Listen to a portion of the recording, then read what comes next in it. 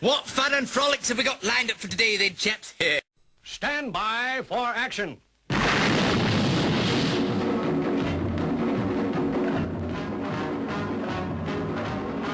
now for something completely different. 5, 4, 3, 2, 1. Hello and welcome to this week's Dan Berry Show. I'm Dan Berry and today we're joined by Bridey. Say hello to the people, Bridey.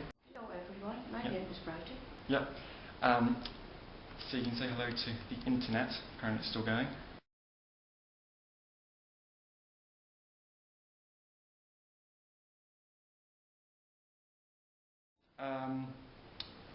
First subject I want to talk about with you, Bridey. Slang terms and the English language. So, what have you got for us, Bridey? We can sort of...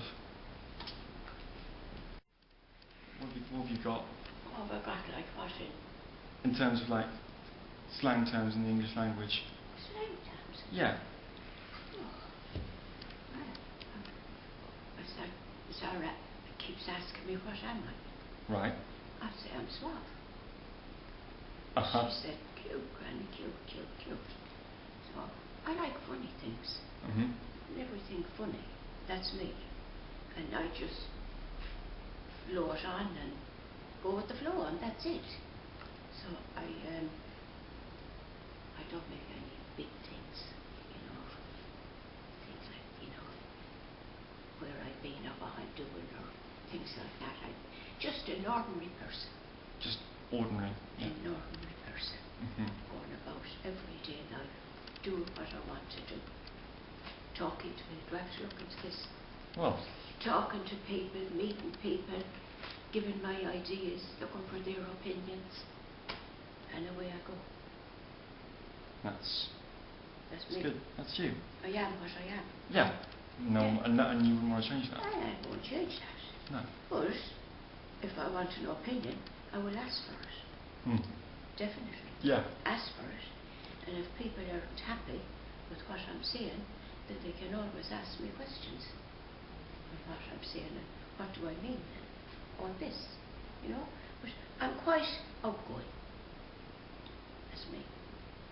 Say what I have to do in the story. No more. No more at all. No. Oh. That's me.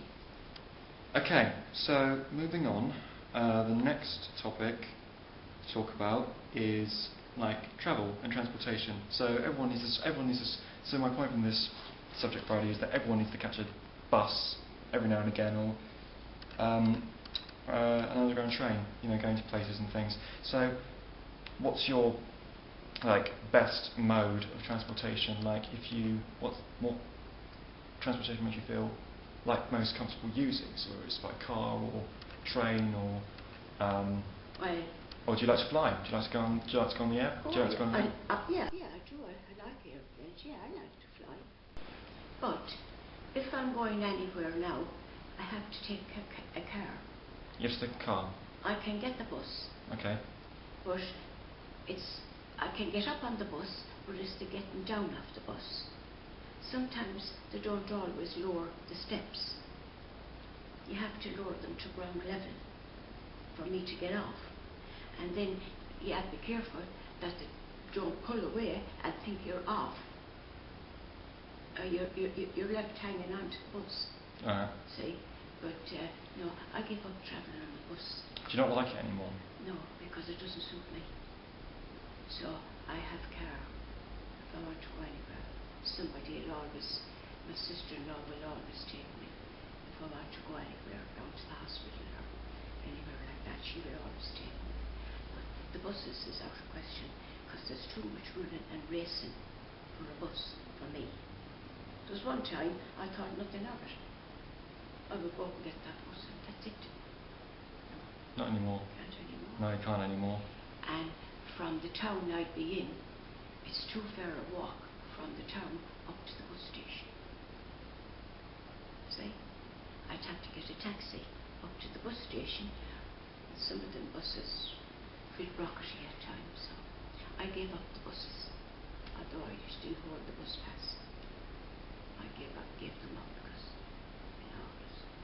some of them be very crowded. Yeah, with a lot of people on. Yeah. And it's just very claustrophobic, isn't it? You just sort of you sort of feel that you sort of need your own space on a bus, really. I mean, personally, I don't personally like travelling on buses because I don't think the bus drivers are very helpful or very friendly. I try. Have you come across any not very nice Yes. bus drivers in your time, Well, yes. or I or have. not very nice taxi drivers that weren't very pleasant to you? No, they were quite nice. The Right. taxi drivers were Alright. quite nice. But the Bus. bus drivers, I find, if your foot is up on the step, they think, oh, she's up and in, and close the door. They never give you time to get into your seat, unless you know them, you see.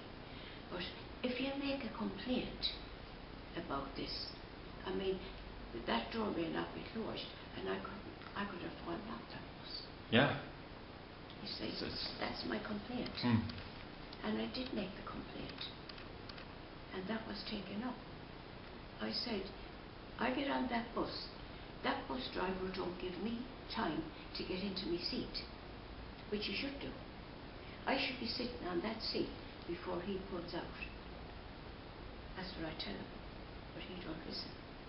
But I went down into the bus station, and I seen the manager, and I told him. I said, if I fall off that bus, I said, you know who's going to be responsible, don't you? Who? You are. I said, that's Yeah. who's going to be responsible. And I said, don't you forget that. I said, I've got a stick. He knows I've got a stick. Unless he's blind, I said, I have a stick. It takes me a while to pull myself up on the step, and I've got to go another step to get into the seats, into the bus itself. And I said, he has that bus started and he's gone before I'm sitting down. Which I was told he should wait till the passenger is in the seat, especially those that are disabled. They should be sitting in the seat before he pulls out. He had to come into the bus station, and I told him. I said, no, Phantom goes wrong here. I said, I won't be to blame. I said, you will and he will. And that's the stint of it. And how are you like travelling on a train, or if you need to catch or if you need to go on the underground to go to various places, or even overground in terms of the way these services are run? No, I don't bother much with them. I don't bother with them. But in your earlier days, did you used to? Early days, yes, I go on the underground, I could go on the trains, no bother at all, and I love them. In fact, I love being on the train because you see all the countryside on trains, and it was a pleasure to get on a train. But this business of rushing and racing for a bus, no, this can't finish. Can't rush and race no more for a bus. I can't. It's gone. The days are gone. But I go to the airport, all right, but then I have the chair to take me out to the plane, and I have the chair again to take me to the front door. So I've no walking there, because it is a long walk from the plane out to the front. And I find that great. He's waiting for me at the bottom of the plane when I'm getting off, and he'll call your name, and I said, that's me. He said, this is for you, madam. So I get into that chair, and he takes me right up to the front, which is great. Well, I've got to say they're very helpful. I have to say that. They're very helpful, and I like them for that. But they do respect the disabled. They do. The train services. Yeah. Yeah. No, they do. They do respect you. So I don't mind travelling that way. Do you keep up to date with the news, Bridey? Oh, I do.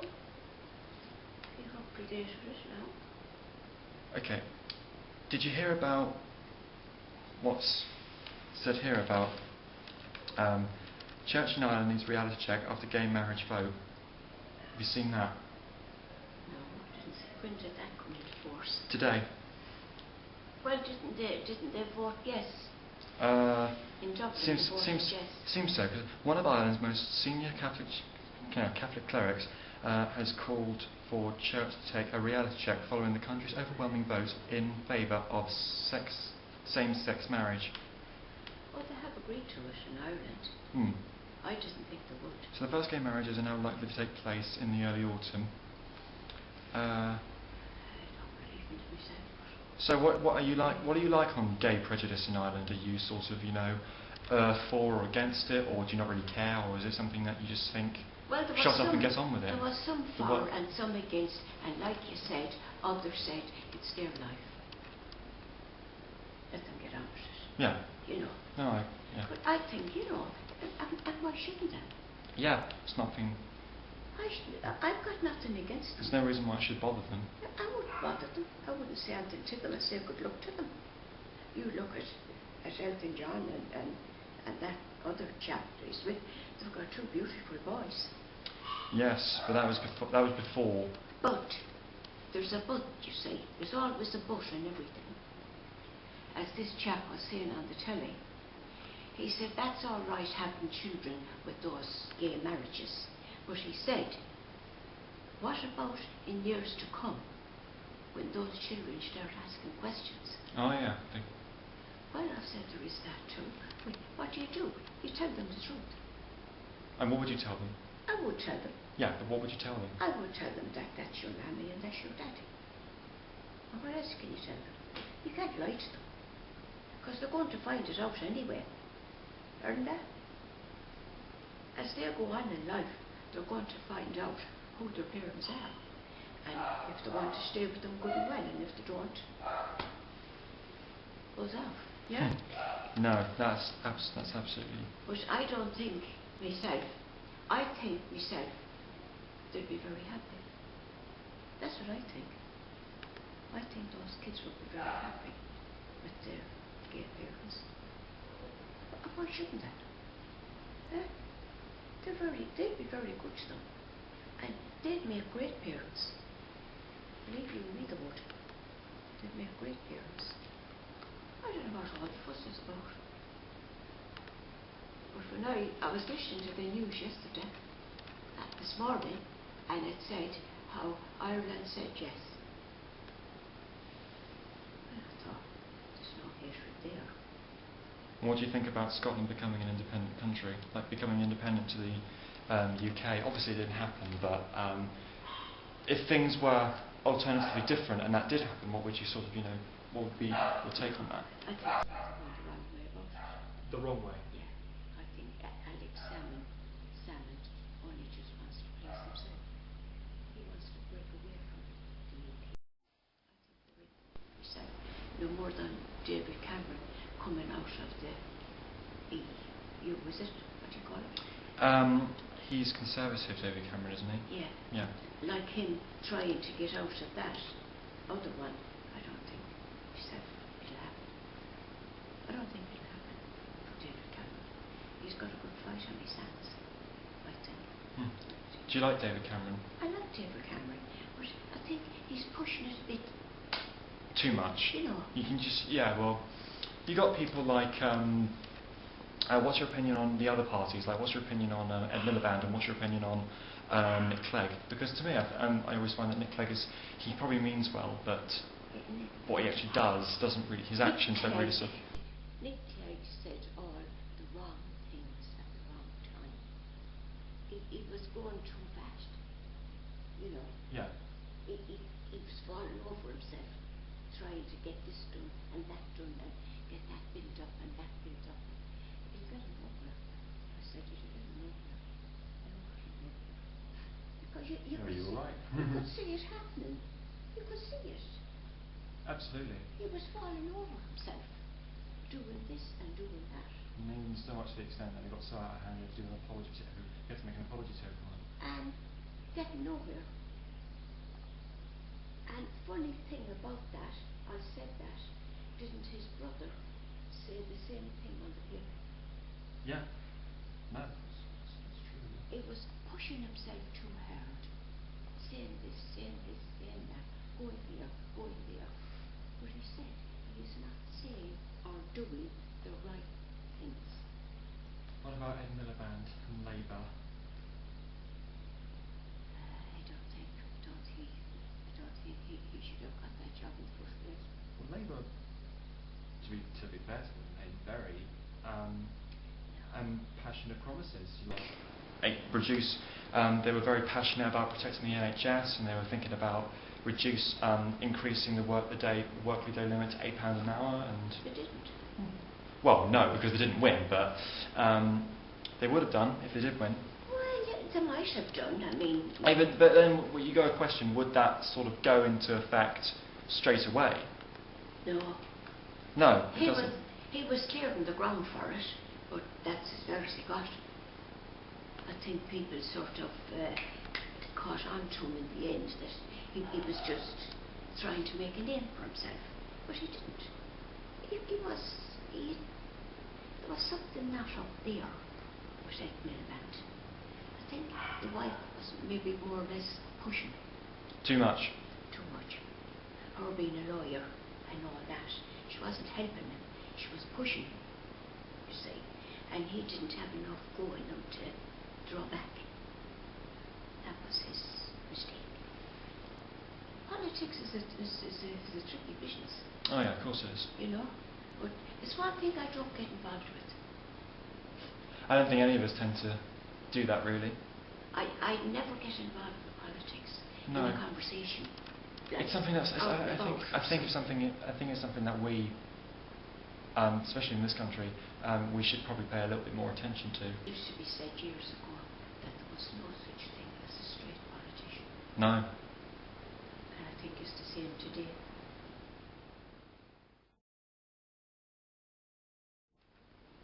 Okay, we've had some very interesting discussions today, but I'm afraid we have to wrap up this week. If you have any questions for me or would like to come on the show, you can just contact me via my website at this very address. I'd like to say a massive thank you to Bridey today for being our guest and talking about all the various things coming up in the world topic-wise. Thank you Yeah. for having me. It's a pleasure. You should come back and see us. We should do this again sometime. I think it would be good. We will. And I'll be back with more interesting discussions about the world we live in. Until then, goodbye. You know what I was telling you, Bridey, about Nick Clegg doing an apology? Well, someone has actually gone and done an auto-tune remix, which you may or may not have seen, but let's just take a look. I'd like to take this opportunity to put a few things straight. When I meet people around the country, it's obvious that many of you have strong, pretty mixed reactions to some of the things that Liberal Democrats have done in government.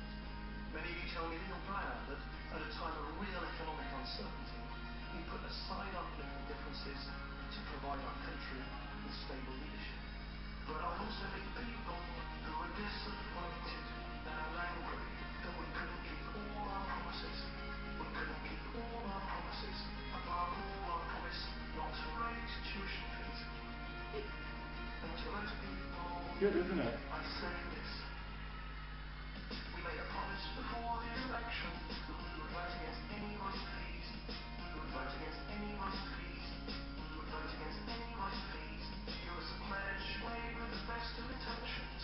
The best of intentions. That we shouldn't have made a promise we weren't absolutely sure we could deliver. I'm sorry, I'm sorry, I'm sorry. There's no easy way to say I'm sorry.